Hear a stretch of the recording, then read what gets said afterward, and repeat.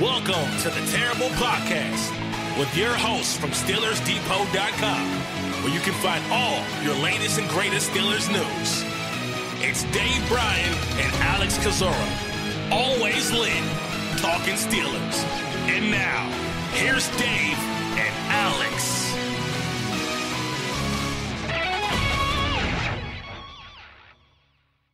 Welcome to the Terrible Podcast, Season 9, Episode 76. He's Dave Bryan. I'm Alex Kozora, SteelersDepot.com. Thanks, Steelers Nation, for tuning in this Monday. And it is a very cold day in Pittsburgh, but not nearly as cold as my heart is, Dave, after seeing the Patriots go to yet another Super Bowl as we get ready for Super Bowl Sunday in 2 weeks. Yeah, it looks, it feels like, well, who's going to play the Patriots in the Super Bowl this year? Yep. That's the way it obviously has felt like. This will make the fourth out of last five Super Bowls. Is that right?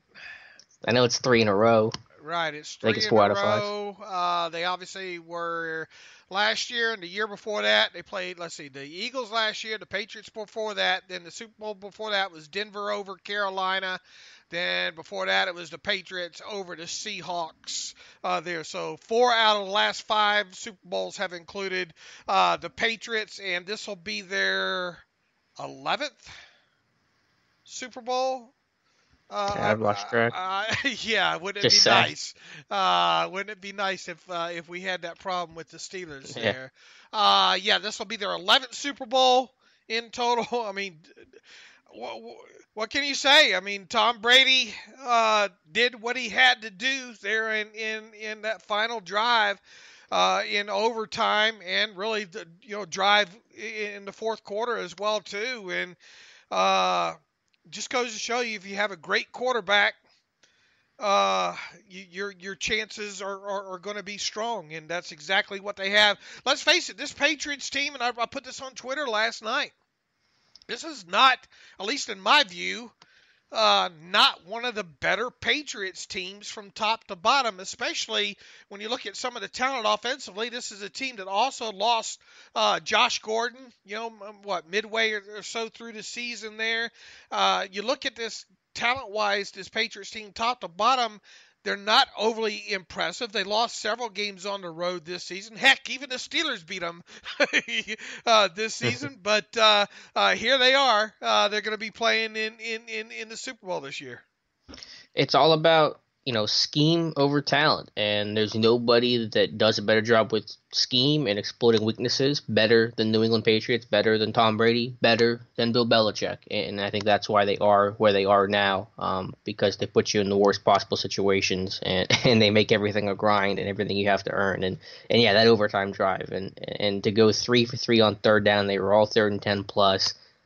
That just shows why Brady, love him or hate him, and I know most of us on this end hate him, he's the greatest quarterback of all time. Yeah, absolutely he is. And you're right, hitting those 3rd and long, shame on the Chiefs defense in those situations for sure. Those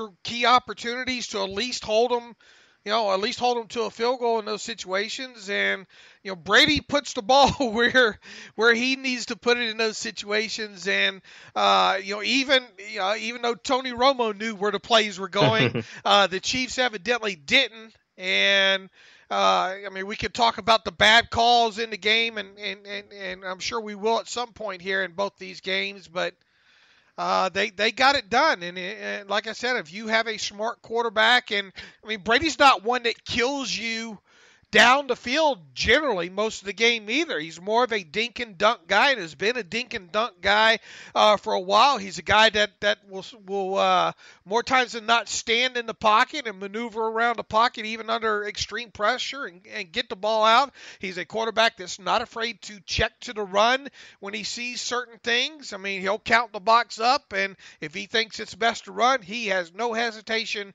in running, and that's in any situation, whether it be draws on 2nd and 10 or what have you. So it just goes back to talking about the importance of having a solid quarterback, and they certainly have one. And I got to tell you right now, it's hard to envision them getting beat in this Super Bowl by the Rams. But I may have said the same thing about them and the Eagles last year.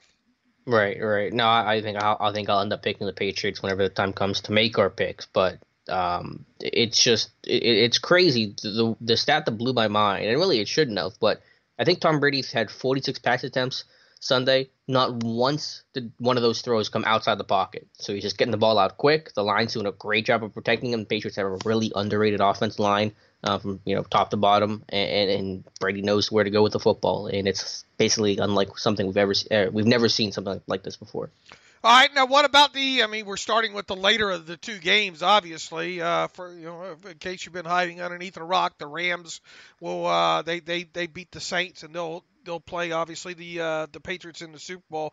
The officiating in both games, I mean, what can you say? Well, you're officiating all year, and look, I mean, you're never going to get this completely correct, but I mean, what do they need to do to get this better than what it is?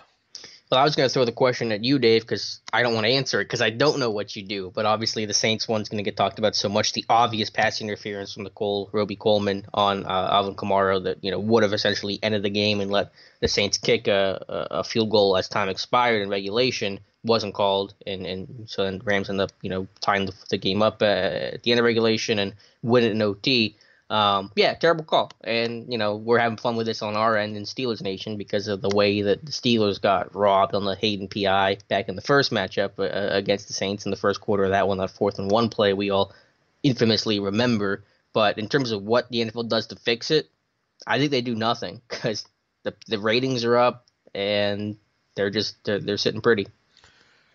Do you think they need to bring in some sort of review or be able to review certain amount of calls such as that moving forward? Yeah, I mean, I think maybe that's one possible solution. I'm open to the idea of basically just reviewing everything. Like, I don't know why the rules are selective, where you can review this thing, but you can't review this thing, and these two plays were similar, but the one aspect you can review, but you can't review this component of it. I think that's kind of silly. So I guess you could expand replay fully, but I think by and large, the ref's just gonna, bad calls are always going to happen. That's almost unavoidable at this point. And unless you just start firing guys on the spot, which is a pretty dangerous precedent, I think the league just kind of, just sits there and takes it. Do you think they should up the number of challenges and then up the number of things that can be challenged? Yeah, I think if you do one, you should do the other. So if you want to expand to review everything, you might go with 3 challenges instead. But again, how do you how do you get rid of bad calls by officials who are human and are going to make errors, and the game happens so fast? I'm not going to pretend like there's a way to cure this problem that's existed since literally the start of football history. Right. I mean, it's not going to get 100%, but if you have a process that can review it and have one group, let's say one group of officials, maybe of 3 or something in New York, reviewing all these plays. At least you're going to have consistency with that same group. It has to be majority or something. I mean, but on the flip side, how many of these would go on in a Sunday's time that now serving number 6 in the Saints game against is there going to be a backlog, or games are going to get bogged down because waiting for let's say a panel of 3 guys in New York to review a play?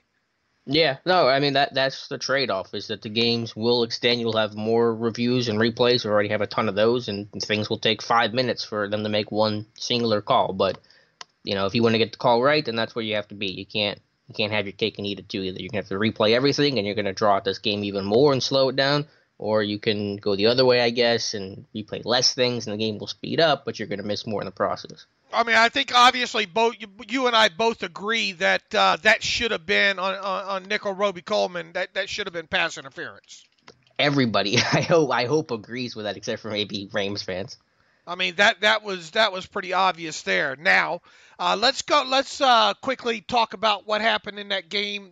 What call? I'll tell you the calls that I remember sticking in my head was the muffed or thought to be muffed punt by Edelman that was ruled a muff. Was there any doubt? Did you see any angle that conclusively confirmed that that he did not touch the football? In my heart, I didn't think he did. But Right, then I didn't think. I didn't think he did. But Mhm. what I'm trying to get at here is the Yes. ruling on the field was he did touch it. So it has to be conclusive that he didn't, and I'm not sure they ever showed me an angle that was conclusive. Thank you, Gene Steratore. I heard that one about 40 times yesterday on my TV. Yes, I agree. That's where I was going, is that while I believe he probably didn't touch it because of the call in the field was that he did touch it, I would have probably had it stand because there wasn't conclusive evidence that it was enough to overturn it. Now, of course, kind of karma came in with the next play. I think the Chiefs got the interception, so it all kind of worked out. But I agree. I probably would have had the call as standing. And those two, was it Amendola that I know Amendola was one of them? Was Edelman one and Amendola the other? Were they both Amendola ones? What? About having reviewed. There were Edelman. Wait, what? Edelman was on the punt return, and then Edelman but dropped the pass on the interception.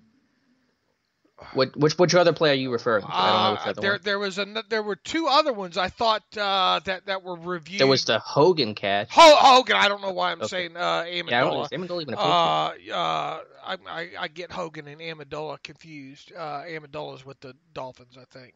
Yeah. The two by Hogan. What, didn't he have two of them?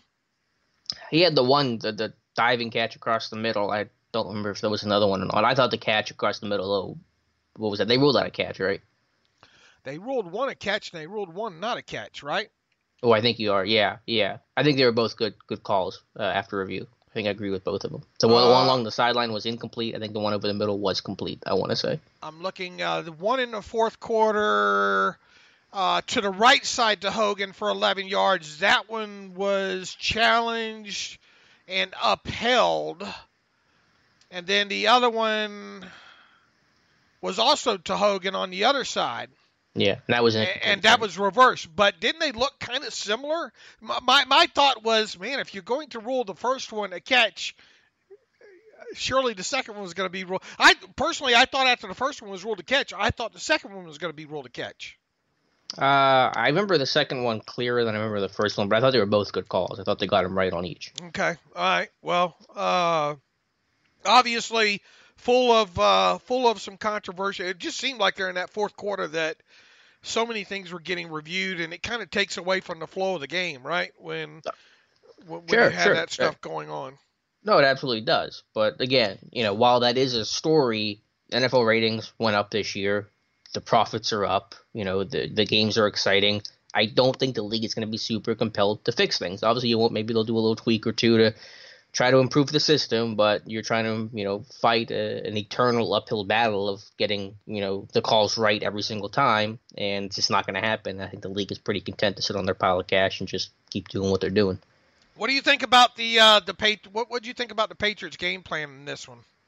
It's fantastic. I said, scheme will outweigh talent because everyone has talent at this point. I think, and I agree that the Patriots roster this year isn't as good as previous versions, and I think the Chiefs had a better roster top to bottom. But when you have this schematic and you're able to go more old school and you can play two-back power, they ran split backs on one snap. Like, they just throw stuff at you that teams don't see, that you don't practice against and you don't game plan for during the season. So they don't care. And that's where balance comes into play. And we talk about the numbers of you got to be 25 and 25 or look at the pass run splits. The Patriots embody balance better than anybody else I think I've ever seen without actually being a balanced team, because they're a team capable of throwing the football 50 times, and they certainly have with Tom Brady, and they've won.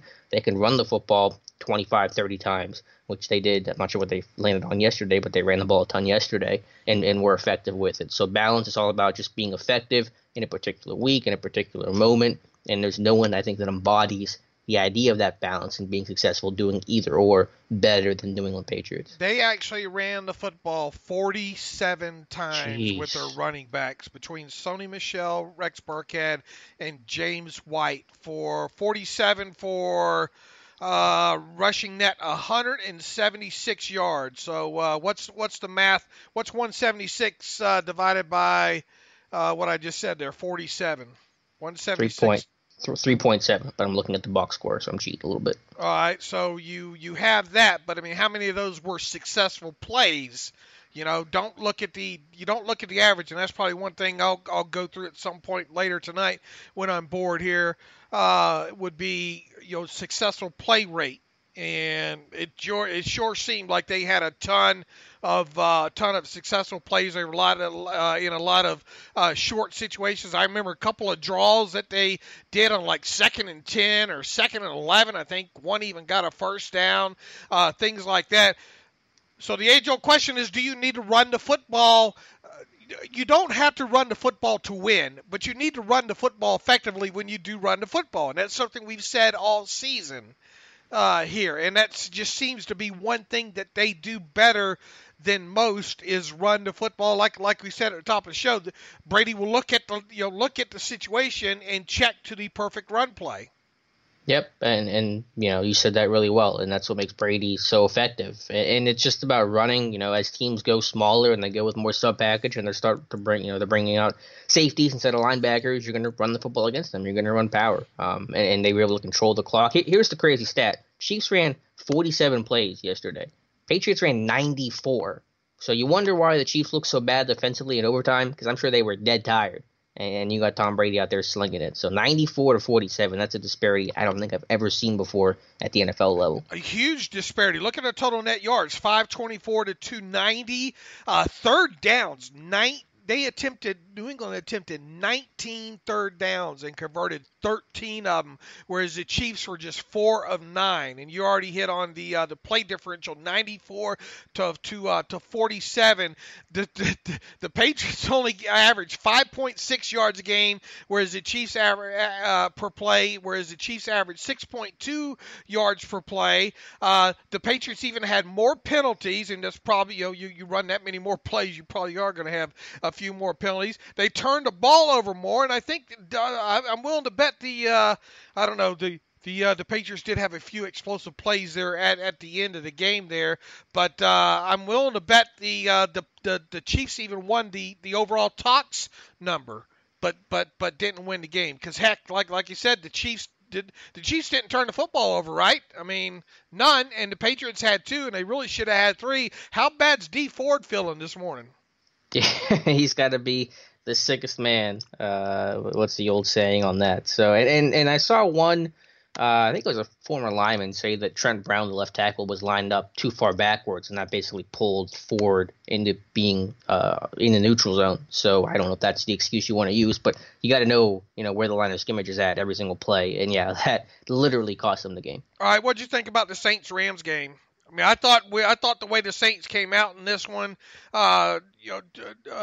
obviously getting the 2 field goals just to start was kind of, you would have thought, demoralizing for them, and it kept Rams around. But then the Saints scored their first touchdown and went ahead 13-0 with 1:35 left in the first quarter. You're really starting to think, man, with this crowd noise and as perplexed as that Rams offense looked at the start of this game, you thought this one was going to be a runaway, but they continued to hang in there, and they got it done, and they even got it done with some guy named Todd Gurley running just 4 times for 10 yards and a touchdown in the game as well too.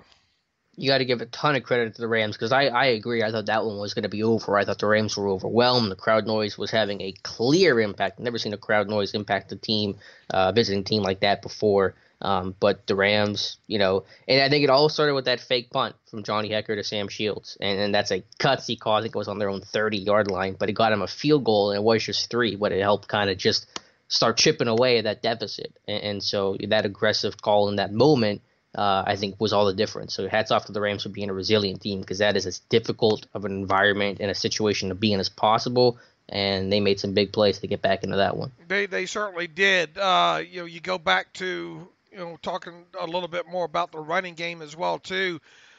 Gurley, just for whatever reason, didn't have it. He had a couple of early drops in the game out of the backfield. So I got to ask you overall, before we move on and talk about other things here, is the running back position fungible? Yeah, I know. Someone tweeted at you about that, right? Said say fungible one more time.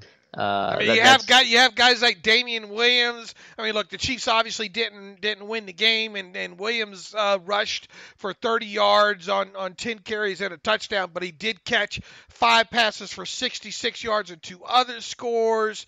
Some nice scheme on several of those plays with the Chiefs, and I think Coates they got away with a legal pick on one of those there. You look at we already talked about the rushing attack of the Patriots, of a kind of 3-headed monster there between Sony Michel and Burkhead and James White, who really like having another receiver out there. I think he caught 4 for 49 in that game. I mean, can you pretty much put a stable of 2 or 3 backs back there and get it done? Yeah, I mean, you can. I think you can do it either way. We saw in this game, or these playoff games, Damian Williams and C.J. Anderson, and we saw Sony Michel, who was a first-round pick of the Patriots. And so the Patriots obviously value a guy enough, a back enough to be a first-round pick. And we've seen the tandem of Ingram and Kamara as high draft picks. So I think you can do it either way. I think obviously having a great offensive line, and I think all 4 of those teams had good to great offensive lines. That plays a big role. And again, it's just the idea of teams that are going smaller defensively. They're getting more speed out there. They're doing more sub stuff. It just naturally, I think, makes it easier to run on. I guess what I'm getting at is where guys like Barkley. I mean, Saquon Barkley, obviously great all-around players and game-changing players, and he did it without having the best of offensive line. Where do you draw the line? Is it okay to draft a running back early? You just come time to pay them, you let them walk off into the sunset?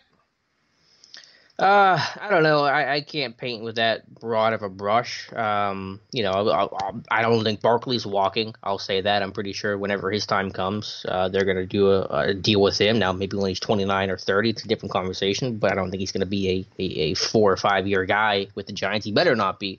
But they still, again, I think they still have a lot of value. I think you have to look at it on a case-by-case basis. That the Giants made a fine pick by taking Barkley. Yes, they could have gotten a quarterback, but you're never going to be too mad when you hit on an all-pro talent in the first round. So I can't be too mad about them taking Barkley. And yeah, it just depends. I can't say it's one thing or the other that, don't take a running back, take a running back. It's just going to depend. But obviously, you can find guys later in the draft. It doesn't have to be a first-round pick. Right. I mean, you see where I'm going with this, obviously. I mean, no, I know. We've had this conversation before, so I don't know what else to really say. Yeah. You can't win without him. You can't win with him. Right. So, the hope is the Steelers just let Le'Veon Bell walk, right? Yeah, and that seems to be the direction that Rooney's kind of hinted at, and I think he's repeatedly said, they like the running back group that they have. But speaking of Rooney, I think he had a couple more interviews since we last talked on Friday, and the one thing we're going to touch on, because a lot of it's the same stuff at this point, but just before we go there, let's talk about people and walking. What's that? People and wanting to walk. People and walking. Morgan Burnett. Oh. Yeah, is that what you want to start with? Yeah, let's go that way out of this first. Yeah, I guess the biggest piece of Steelers news that came across this weekend was, I think it was Ian Rappaport that talked to Burnett. Now, apparently Burnett has not expressed this to the team yet, but I'm sure they've heard of it now, is that basically Burnett wants to be released, that he was frustrated as playing the dimebacker in 2018. It's not his spot. He wants to go back to playing safety. So I'm sure the feeling is mutual, Dave. Yeah, I think he was going to get that wish whether or not he requested his release or not. It's just kind of funny. And obviously, whenever you have a player come out like this and say this, then with all this stuff that's going on with the Steelers, it's all with the quote unquote the circus and the drama and the culture and all. People say, boy, these players just can't wait to jump over the side of the ship right now. I don't view it as that in this. I really think Burnett feels like he's a fifth wheel, the square peg in a round hole right now. Look, he got his money though, right? He sure didn't he sure didn't decline that when he signed that 3-year, $14.35 million contract last March there. Obviously, one of the Steelers' two big free agent signings last year. Injuries early in the year, groin injuries sidelined him. By that time, you had Terrell Edmonds was getting on the field, and you get Edmonds on the field that much, you might as well keep going that direction. And even though Tomlin said later on in the season that you might see Burnett more back in a safety role, I don't think we ever really did see that. And here we are, where you have a guy in Burnett that now scheduled to earn a base salary in 2019 of $5 million. You have Edmonds on the scene. The guy evidently doesn't like playing, being a kind of spot sub-package player, even though the Steelers use sub-packages quite a bit now. You add all that up together, and he's probably going to get his wish before middle of March rolls around. It's kind of a I'm not fired, I quit situation that Burnett's pulling off here. And the plan was not really for him to be the dime backer. I think the plan was for Terrell Edmonds to kind of be in that dime role, or at least, only come in on the situation. Maybe Edmonds would still play the strong safety position, but then Burnett would slide down to dime. And so because of the injuries with Burnett, and by the time he got back and fully healthy, the defense had kind of clicked. You've gotten some chemistry between Edmonds and Davis and the rest of the secondary. I just don't think they wanted to make that change again. But yeah, we talked about this before the season ended. I think Burnett has to go at 31. I think he'll be, as a guy that struggled to stay healthy, as a limited athlete, and I'm being generous with that, as a guy that's not a playmaker and interceptions with his ball skills. I think it was time to make a change. I thought Burnett played a little bit better as the season ended, but you really can't expect him to improve going forward. You can only really anticipate a decline. His skill set's not something that's going to be conducive to where the league's going, to what this team needs. So I think it's a very easy decision to release him, and now only made easier by Burnett's willingness and desire to be released. So what do you do now with that dime position? Sutton, draft, what? Yeah, I think you're free back agent. I think you're back at the drawing board. I think potential free agency, the draft, they're both are going to be options. I think Marcus Allen can come in and compete next year. Do I want to be in that spot? Not particularly, because again, I worry about his athleticism, his cover ability, but I think he can compete for that spot and be a backup there. But I'm not sure where you go ahead and attack it. Maybe the draft, because you have so many college teams that are playing more sub and you have all these specialty guys. But I just know they need to find that guy, because it's been 3-4 years now, and they've tried Robert Golden, they've tried William Gay, they tried Burnett, they had Nat Burhay in for a hot minute when there were injuries. Just nothing stuck. They haven't found that guy, and it's such an important position because Steelers played more dime than any other particular personnel grouping in 2018. And I think the number is going to even increase next year. I think you can see this as kind of a base dime defense. So you got to find that guy, and he did not have that guy on this roster. I'm not convinced that that guy is Marcus Allen either. I'm not either. I think you come in and compete. I don't want him to win that job, but if you're looking at one in-house name that could kind of fit, it would be him. But I'm definitely looking hard at free agency in the draft. Can Edmonds be that guy? Nah, I'd rather keep him at strong safety. I want to keep him at one spot. I don't want to do the whole Sean Davis thing of moving a guy around a lot. I think he needs some comfort at one position. And even if you do make him that guy, then he's going to find a safety anyway. So you're kind of doing the same thing. Right. Okay. The Steelers, assuming they cut him here pretty soon, prior to roster displacement, for those of you that are curious, it would save $3.633 million and some change there. So that's if not designated a June 1st release, and there's no reason to think that the Steelers would keep him until right after the first of the new year. Release him, make him a June 1st cut, and then just to defer what would really be a little over $1.4 million in dead money to 2020. Because remember, if you make a guy a post-June 1st cut, you have to carry what his full charge would have been up until June 1st. So that seems kind of foolish just to save another, $1.4 or so million. So I would expect, heck, if he wants out that bad, Alex, and you're going to make the move anyway, why not cut him right now? I don't think the Steelers will do that. They'll probably wait until they get back. Usually we see the Steelers Go to the go to the Senior Bowl, go to the Combine, come back, and then that's when we see the cut, the 2 or 3 cuts that are made before the new league year. That's when we see the like a Roethlisberger extension announced. That kind of business is usually when we see that take place, is right after they get back from the Combine there. So we'll see if they cut Morgan Burnett beforehand. I guess we shouldn't be shocked if they do that early, but I would think that they probably wait right now, but we'll see. Yeah, I mean, it'll be before free agency. There's no major rush on it. I think teams know he's going to be released, so any team that's interested, I think, is on notice. But, yeah, I think it'll happen after the Combine. The thing with him, too, boy, the safety, we saw what the safety market was last year, which wasn't it. What's a guy like Burnett going to get out there on the free market? Probably less than he thinks, but that's not my problem. I'm now just focused on replacing Morgan Burnett. All right, Art Rooney, kind of dovetailing the calls and the bad officiating in these games this weekend, along with maybe some other stuff that Art Rooney said.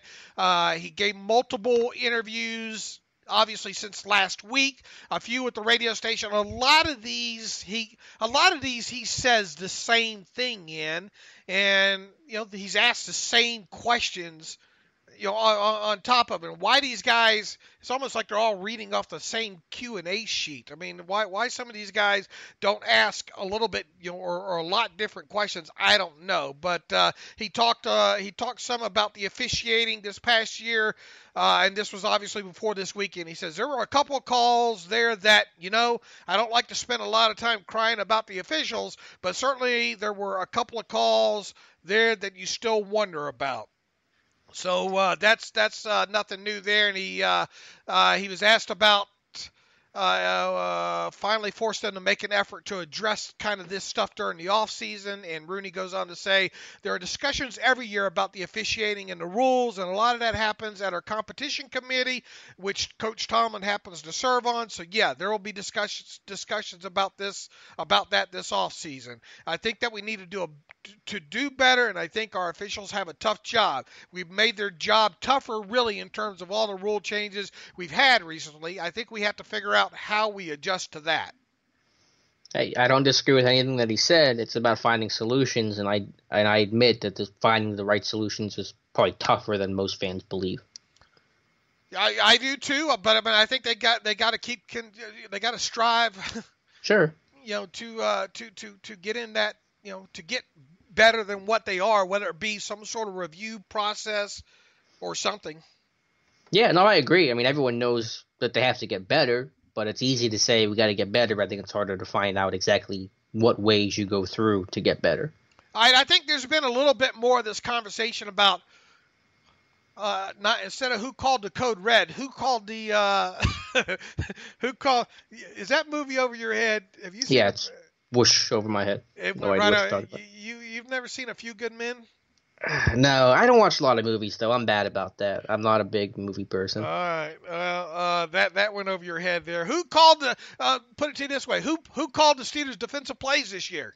It has become maybe Pittsburgh's biggest controversy, and I'm sure we'll get a lot of comments about this, but according to Art Rooney, and I don't have to quote up this moment, but it's Keith Butler that called the majority of the plays this year. He says, well, Keith Butler is obviously our defensive coordinator, and Coach Tomlin, as the head coach, like any head coach, has the right to be involved on both sides of the ball, which he is. And Coach Tomlin came up as a defensive coach, and I think he and Coach Butler worked closely together on that. And the truth of the matter is, even though it wasn't everything we could have hoped for statistically, we were one of the better defenses in the league this year. I wonder what statistics or what aspect he's considering one of the better defenses. Well, I think they finished 6th in points per game. They finished 6th in some category, right? I can tell you. It was 6, I think, in yards. It's either yards or points. Yeah, but we know yardage is deceptive, though, right? I know. I'm just saying I think that's what he's pointing to. I dismiss the premise, but I think that's what he's looking at. He knows better than to look at. You would think by now. I think it was points. think it was points. He would know better than to. Let's see here, Steelers. Not points. Well, there's 6 in a lot of these here. Yards. Let's just go over this. Yards. They were in yards. Yeah, yards. Yards per game, 327.2, where it was 6th best. Let's see. Yards per play, 6th best at 5.30. Even rushing yards per game, 6th. So yeah, a lot of 6 in there. But once again, a team can rush for 1 yard on a play for you, but if it was a 1st and goal from the 1 and they got 1 yard, congratulations, you failed. Yeah, Pittsburgh was 16th in points per game. And tied for 16th in points per game. Let's see what other some of this. Here's one for you. That's punt return average, which is obviously horrible. Sacks per pass attempt, they were 3rd. Passing yards per play, they were 7th. So, yeah, I mean, I get some of the yards differential per game. They were up there. But the fact of the matter is, when Leighton hit, the problem was late in games when trying to hold on to the lead, they couldn't do it. Yeah, no, we don't have to relitigate all the defensive issues. I think to the main point that Rooney was making was about the Butler and Tomlin dynamic. Again, I've said all along that I think Tomlin has had a growing influence on this defense. Of course, he plays a big part with this defense in game plan and on game day, being a defensive coach in his background, and we've kind of seen more of a stamp from his side in his philosophy. Butler from the LeBeau philosophy, Tomlin from more the Dungy Carson philosophy, but the end of the day is why I criticize Butler so much is that he's the guy with the play sheet and Tomlin isn't. And in most situations, Tomlin will call plays. That's been reported. We've seen him with a play sheet occasionally, so I don't deny that either. But we know the majority of the time it's Keith Butler with the play call.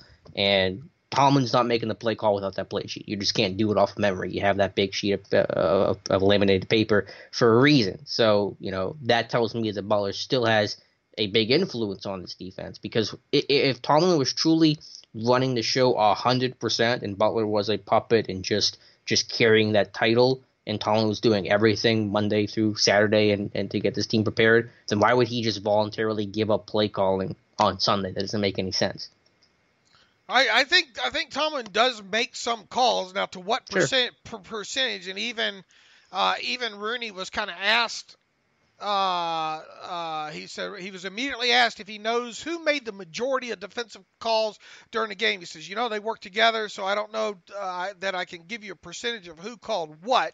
Coach Butler makes most of the calls, but certainly Mike is there beside him the whole game. So, read into that what you will. I mean, we've seen Mike with a smaller play sheet before. We don't. It's impossible to tell who calls what.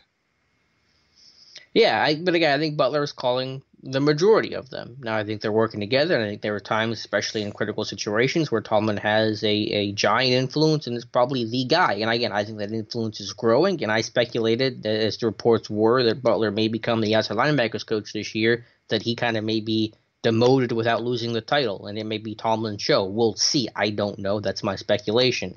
But the reason why I still talk about Butler so much is because he is the one calling the plays, and if this was truly Tomlin's show, why on earth would you not call the plays? Rooney, a few other things you had to say. First test for him is wins and losses in evaluating a coach and a team.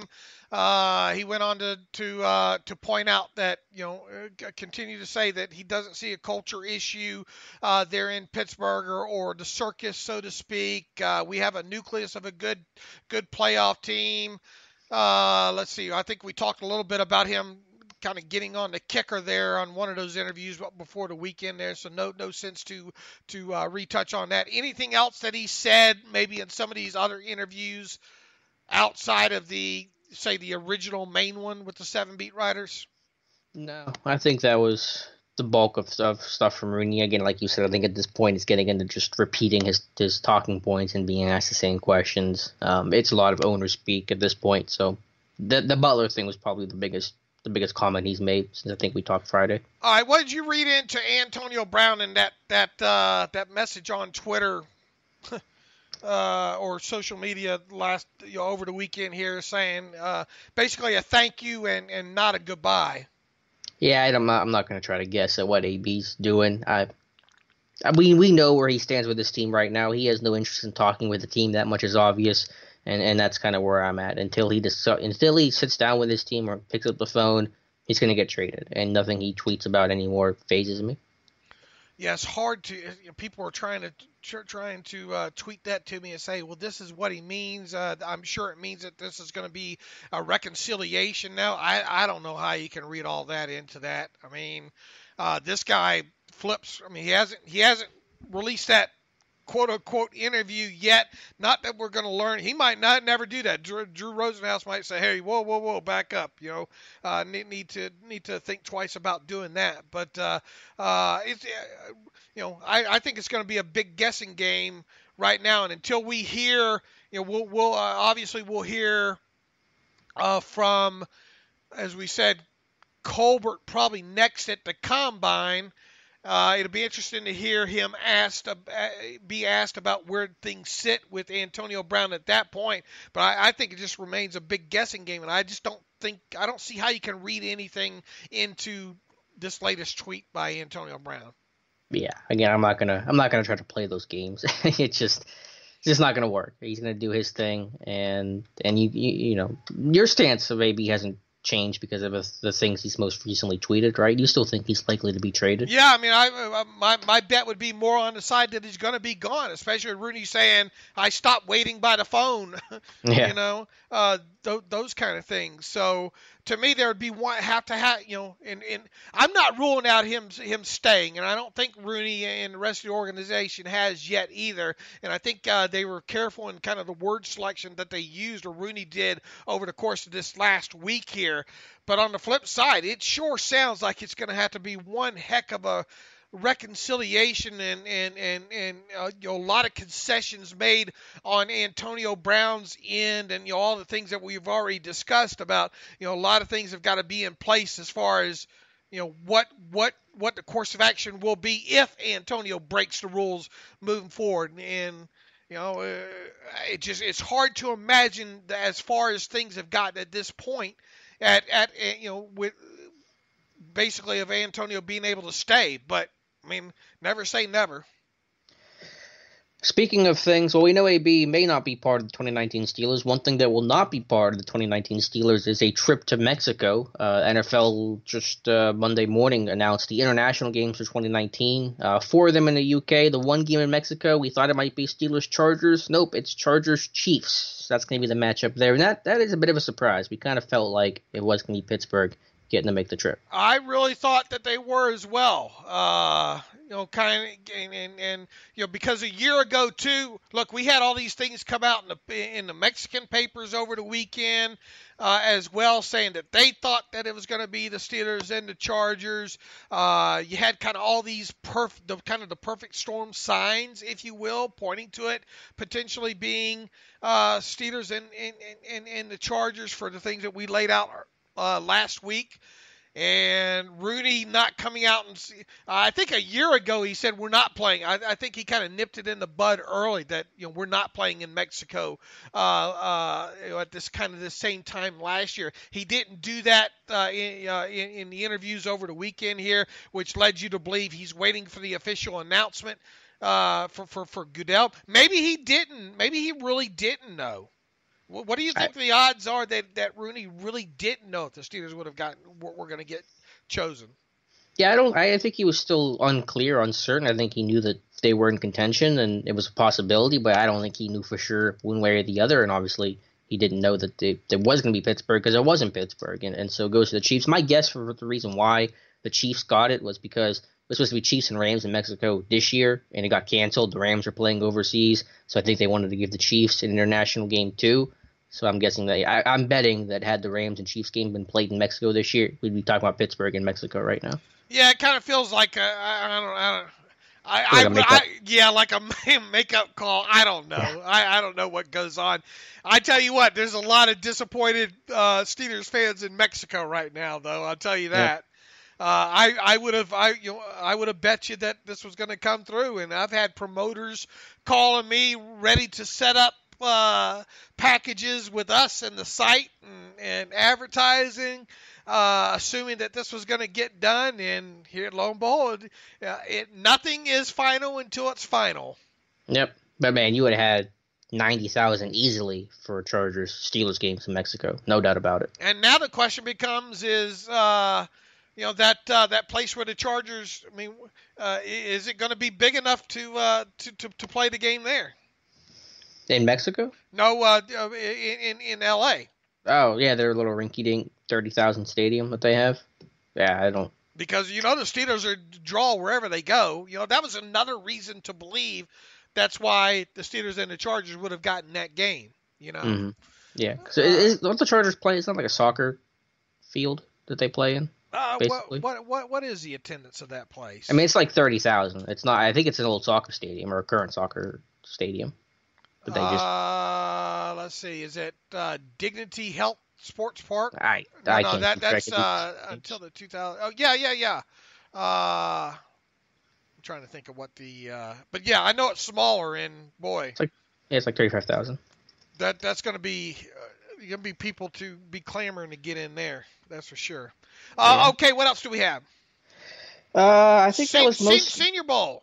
Yep, Senior Bowl. I'm sure you guys know by now our Daniel Valente is heading down. He's actually there right now. He flew in late last night to Mobile, Alabama. So I will not be in Mobile this year. We want to give Daniel the opportunity to go. We're really excited about that. We know he's going to do an awesome job. He's done draft coverage for us for, I think, the last 2 years, I believe.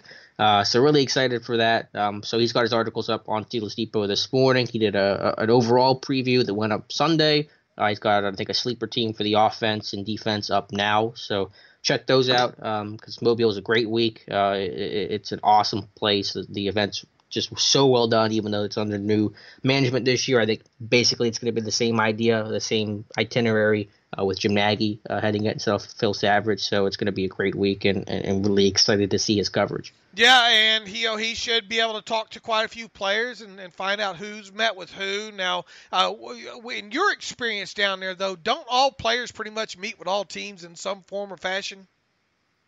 Generally, yes. So you can't get too crazy about any one meeting. Now, Pittsburgh generally seems to meet with guys later in the week. So when they have media day on Tuesday, generally by then the Steelers haven't talked to teams or talked to players the way the other teams have talked to players. So you might not know a whole lot then. Maybe by Wednesday, Thursday after practice, we can get some more information. Yeah, in other words, don't read too much into who's meeting with who, right? Right, and that goes for a large chunk of this process because, you're meeting with everybody. One conversation doesn't mean much necessarily. But again, be sure to follow Daniel. Again, you can follow him on Twitter at StatsGuyDaniel. He'll have the coverage down there, and maybe we can get him on the podcast sometime next week or something. See how that went. And we also have Tom Mead down there working as a contributor for us as well, too. We recently added Tom Mead to the site. He's done a lot of work with the Scouting Academy even. And IT Pylon, or he's a Scouting Academy alum, just like Daniel is, and he's been a contributor at the IT Pylon site with our buddy Mark as well, too. So Tom Mead's already got some player profiles up.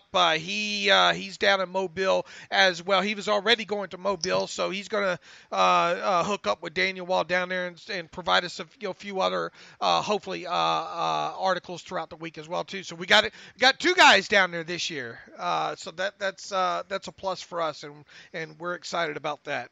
One quick, I guess, mini breaking news to kind of go back to the officiating since we have a second here. This isn't a confirmed report, but I think Peter King wrote about this morning. As soon as that Kamara call got missed in the Saints game, some people think that Al Riveron is going to be fired, which I think will be good news for a lot of Steeler fans, a lot of people around the league. But it sounds like one change they could make is the league removing Al Riveron as executive vice president of officiating. Yeah, that'll be. Look, I mean, Dean. They've gone through quite a few of those recently, though, right? Dean Blandino was before that, right? Yeah, it's funny you mentioned that because I think the same source or the different source talking to King said that the team should bring Blandino back, just throw a barrel of money at him to try to get him back in the fold. Yeah, good luck with that. Yeah, yeah. Who wants to be in that firing squad? Yeah, not me. That's for sure. Okay. The East-West Shrine game. Anything? Any guys kind of stick out to you? Yeah, I'll have to go through it again. Obviously, I watched it. You profiled the one guy, Justin Hollins from Oregon, who's has been a true 3-4 outside linebacker before. I think this past year they switched to a 3-4 defense. I think the last 2 years, wasn't it? Last 2 years, okay, Yeah. Whatever it was. Yeah, he was a converted DN. They switched their scheme to a 3-4, and he's played as a stand-up guy who played really well. He was a force in the run and pass game. You put up the sack compilation of him, so that's a guy that the team did talk to. Again, we'll caution it, just talking to him doesn't mean a whole lot, but we'll throw it out there. That could make sense as kind of a mid-round 3-4 edge guy. Yeah, he 13 total sacks. I was able to track down all of them.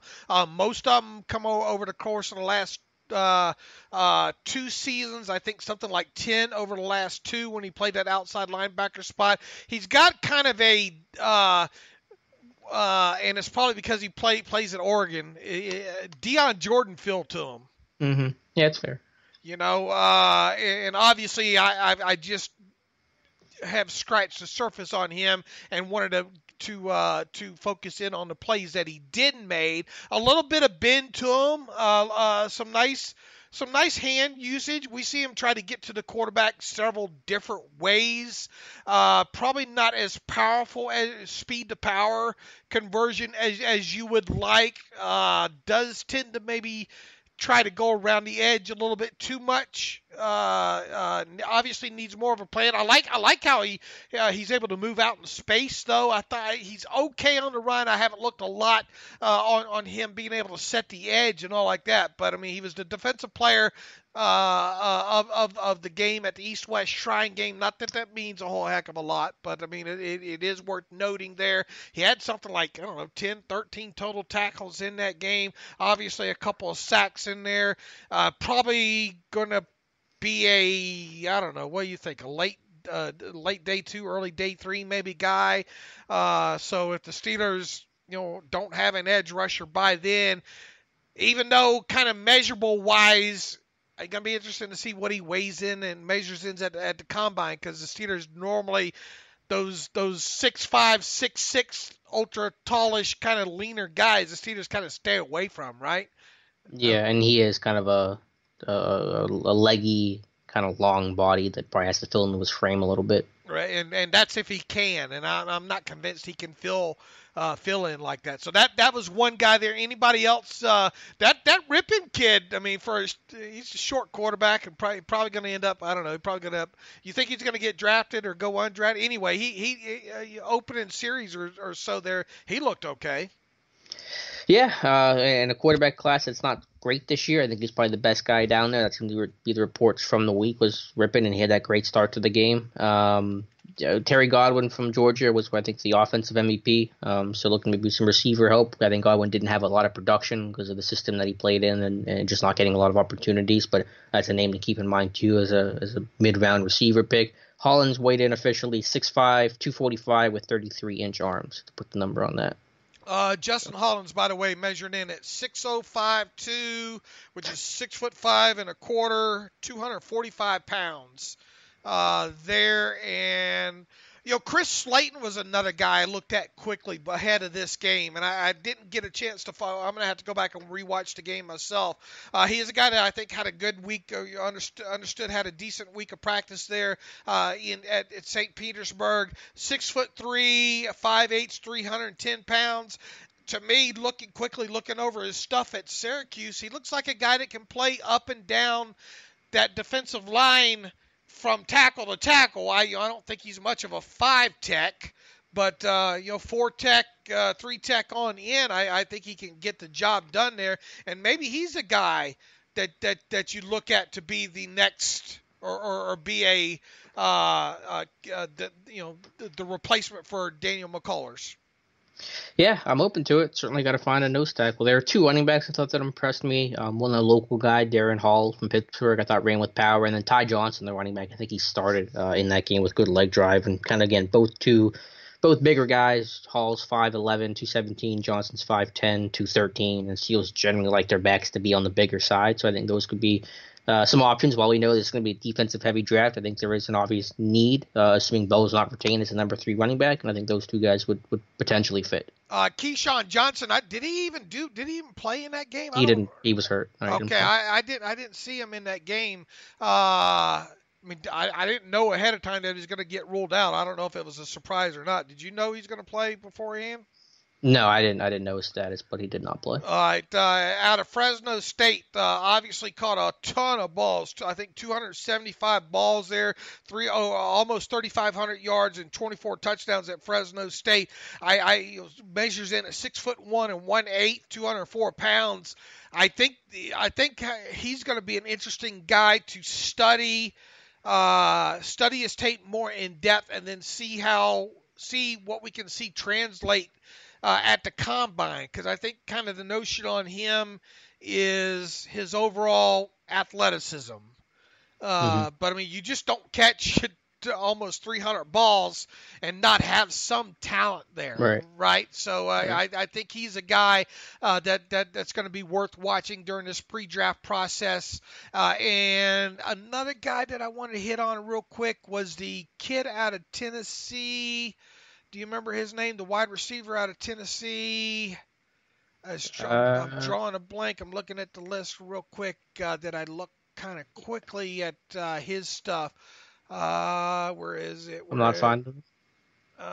Tall, lanky. He got overthrown on one of those plays there. I'm scrolling down. I'm going to find him. I can't find him.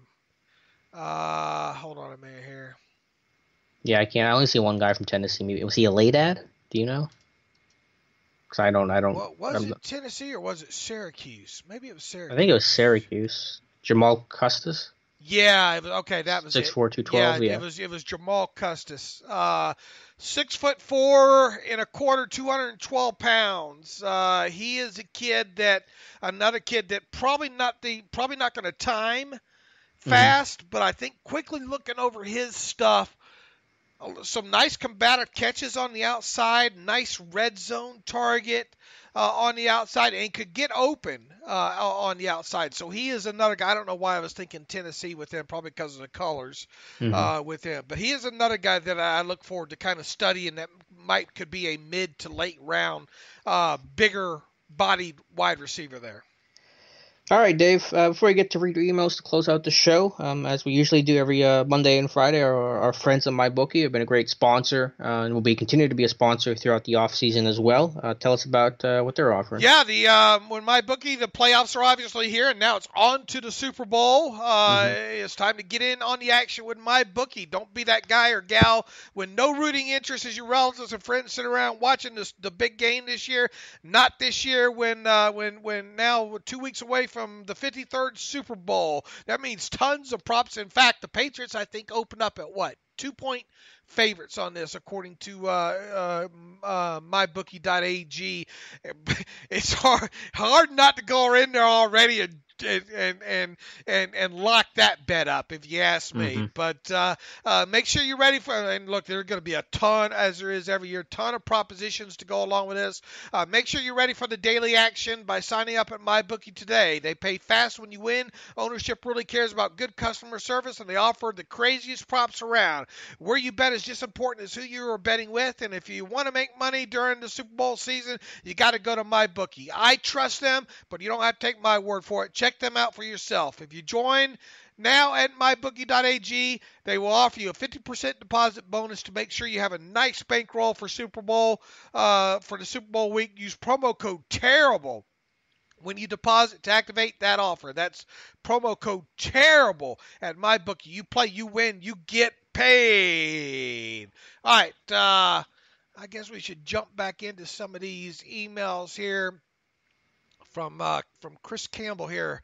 This one's titled Tomlin Clock Management. Hey guys, love the show. I finally got around to listening to Friday's podcast. You mentioned some kind of app or something for Tomlin to play around with to put that particular situations and work on clock management skills. As silly as it sounds, I've always thought that coaches should learn a lot about clock management and be put in different situations, just like playing Madden a decent amount. I know it's not perfect, but that does put coaches in many different end of game situations with different scenarios of timeouts remaining. I really don't think that there's much for anyone in professional leagues to get out of playing Madden, but I legitimately think there may be some value from a clock management standpoint. Says your thoughts. Yeah, look, Chris, that's why I kind of threw it out there. As funny as it sounds, they have flight simulators, right?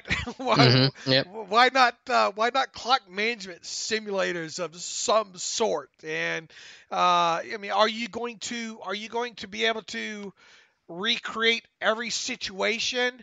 No, but I figure some of these math whizzes out there, and look, they have all this play-by-play data now. They can on the fly probably create these scenarios. Maybe that will be the next big thing. We have the old virtual reality, and I look, if you can dream it, it can be done, right? So that's my thoughts on it. Yeah, no, hey, I'm all for it. I'm all for anything that can clean up some of these issues. Now, I guess the one problem with trying to simulate it, and I guess this problem inherently with all simulators, is just the pressure of the moment. And when you're a head coach and you have 8 other things going on and you're trying to make this clock management decision, that's something that really can't be factored in. But hey, I'm all for whatever it takes to try to get this stuff right. Heck, you should be able to, if you have a computer that can dream the scenarios, you can have a computer up in the press box that you enter into values, and kind of, even though, you on the fly, you're going to waste seconds that way. But look, there's got to be a better way to do it than what Tomlin's done it. And a lot of these coaches. Look at the end of the game, the Patriots and the Chiefs. Andy Reid wasted like 6 seconds after that completion to Gronk down to the 15-yard line. 6 seconds. It might not seem like a lot, but that's 6 seconds. Oh yeah, and in the Saints game, even on that Kamara drive, that 1st and 10, they throw the football. Why are you not running the football the first 2 plays, forcing the Rams to burn their timeouts? The Rams basically were able to come back in that game, partly because of the call, I get that, but because they had a timeout to play with too, because you threw in 2 incompletions on that drive. Right, even though it was, like you said, a high percentage play, right? Yeah, but still, it's no guarantee. Running the football is a guarantee that the clock's going to run. All right, from there's no name on this next VIRAGC10 is the username here. As good as the KC New England game was, I'm a little disappointed Mahomes didn't get the ball. I think it's silly that the AFC Championship could be decided on a coin flip, not to sound against New England. It would have been great to see both teams get to match each other. Is it time for a rule change, at least for playoffs? Yeah, look, you're probably not alone there. And essentially, wasn't that the way in the Super Bowl a few years ago against Atlanta? I don't remember if Atlanta had a possession. Did Atlanta have a possession or not? I honestly don't remember. I feel like they didn't, but I don't. I don't know. Let me go back to that real quick to you. Funny how. Honestly, though, I think the rule is fine the way it is. I get the point that you're making of, the Chiefs didn't have a chance, but they had 3 chances to get off the field on 3rd and 10 plus. You point the finger at yourself, not the rules. Yeah, in the Super Bowl a few years ago against the Falcons, the Patriots got the ball first and drove the field for the touchdown in the game. Yeah, and if that's not going to compel the team to make a rule change, I doubt this will either. Do you think there should? No, I'm okay with it. I think talking about it now is obviously reactionary, and I don't think anyone had much of a problem with it before the system. And like I said, the Chiefs, you're facing 3 3rd and 10 pluses. You allow all 3 completions. You can't get any pass rush. That's on you. That's not on the rules. Well, I think the argument against that, I personally, I see that argument, and I would like to see it. You give college teams a chance to answer, right? Well, you get 1 foot down in college. Doesn't mean the NFL has to change to that too. True. I'm not saying everything needs to be adapted from college, but I think it would obviously lengthen the game, but give the other team a chance to answer that, and then I don't know, where do you draw the line in the sand then? If they come back and answer it, and then the Patriots come down and kick a field goal on their next possession, do the Chiefs get a chance to answer that? Right. So I think at least maybe in that first possession there needs to be an opportunity to answer. But we'll have plenty of offseason to talk about that. From Jay Babardi writes in another AB question. Oh, Lord. I know this one isn't about outlandish trade scenarios. I've seen several media pundits saying that Steelers have no leverage in this. I don't understand this take. If we can't trade AB for appropriate value and he's on the roster come week 1, is he going to play? A diva obsessed with personal stats won't retire or sit out, but losing millions in the process. Where I sit, the Steelers do hold all the cards, even if his antics have decreased his trade value. Look, I mean, they're not going to trade him for a bag of peanuts. So, I mean, if they didn't trade him, would AB think about sitting out the offseason program, though? I think almost guaranteed he would. You think he would?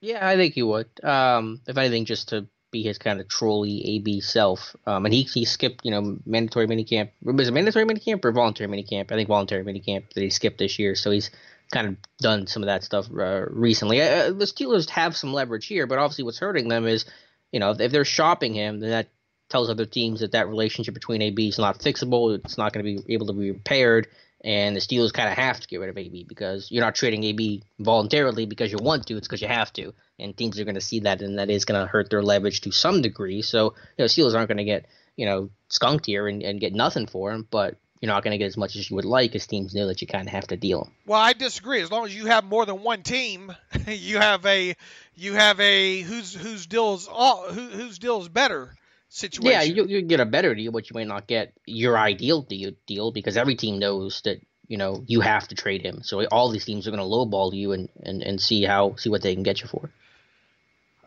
I just wish AB would just lay low right now. Okay, just don't hurt his value anymore because the more diva-ish he looks on AB, that might run another team or two off. Yeah, but at this point, is anything else AB going to say really going to scare a team off? Either you're in and you accept that part of AB, or you're out. It's not going to be a revelation to any team. Oh, AB's got a diva complex. Like if you're just finding that out now in January, you haven't been paying attention. Well, I don't think this has hurt their leverage, personally, but. I think it's hurt a little bit. I mean, I think they're still going to, if they don't get a 1 at least. I mean, they're in this. People should be disappointed. From Peter Hugh, one change that I would love to see in the NFL is an individual salary cap in addition to the team salary cap. The formula could be as simple as something like total team cap divided by 24 equals individual player salary cap. I realize the Players Association will probably never go for it, even though it would be in the best interest of the majority of players. Also realize that such a radical new rule wouldn't be able to go into effect for 7-ish years beyond all the existing contracts. A few benefits. Yeah, look, I mean, Peter, I think you're a little bit too deep into this. I mean, they do have, remember too that you have the tags and the tag amounts for players based on position and all like that. So, this is a free market system, so I don't think you're going to have, an individual player salary cap versus in addition to a total team. I understand kind of the way that you're going, but I think you're kind of spinning your wheels there. And look, you have to have it put in the CBA, and these CBAs are normally done 10 years at a time. So this would have to definitely be something. Yeah, I just don't see how the logistics of any of that could work there. All right, Danielle. I think we might have already. No, we already got that one there. I think that's got it, Alex. As far as the new one, let's see. Yeah, I think that's got all the questions there. Anything else to add? Antonio Brown is working on his brand plan. I see on Instagram right now, so that should be an interesting approach. Antonio All right, Brown's praying. from Matt Palmer, real quick. Let's see. Is the Faulkner hire at running back coach due to his relationship with Jalen Samuels, or is he somebody the Steelers would have had their eyes on, even without the young NC State product on their roster? Wondering if this is a sign that the team really loved what they saw from Samuels and wanted a coach who could maximize his development and more. This might be something as kind of a both scenario. When scouting Samuels during the off season, maybe they saw something out of him. Maybe it's tied to the relationship that Faulkner has with. Who knows? I mean, I don't really know what the best way. That'd be a question for Mike Tomlin to be asked at the kind of the coaches' breakfast during the upcoming owners meetings in March. Yeah, I'm sure it's a combination. You get to know these coaches on the circuit when you go down for pro days and stuff. I don't believe the Steelers, I don't think Tomlin or Colbert was at NC State's pro day this year, but you hear stuff from guys that are there, and, you get some insight from Samuels and maybe some sort of relationship from another assistant coach. I don't know. Was Matt Sims? Where did Matt Sims? He was at NC State last year, wasn't he? South Carolina. But regardless, he might be, there's some connection somewhere along the way. So I'm sure it's a combination of his actual coaching ability and what people around him think of his work and the relationships you've established by players you've drafted and your assistant coaches and stuff like that.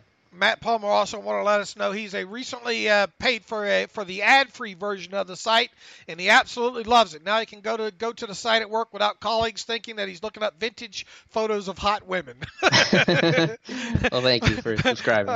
Yeah, look, we don't put those at, we don't choose what ads go on there. But I mean, obviously, if you want an ad-free version of the site, we have a lot of people that are going that route now.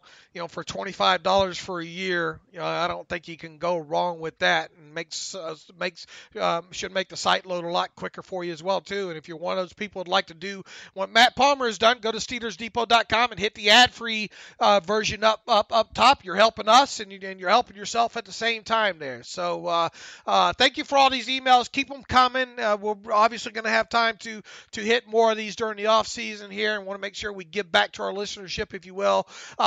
Let's see. You can follow me on Twitter at Steelers Depot. You can follow Alex Kozora on Twitter at Alex_Kozora. You can follow the show at Terrible Podcast. Email the show, theterriblepodcast@gmail.com. If you like what we do on the site, just want to donate, go to SteelersDepot.com, hit that donate button, upper right navigational bar. And until Wednesday, we'll be talking more about the Senior Bowl and things going on down in Mobile. As always, thanks for listening to the Terrible Podcast with Dave and Alex.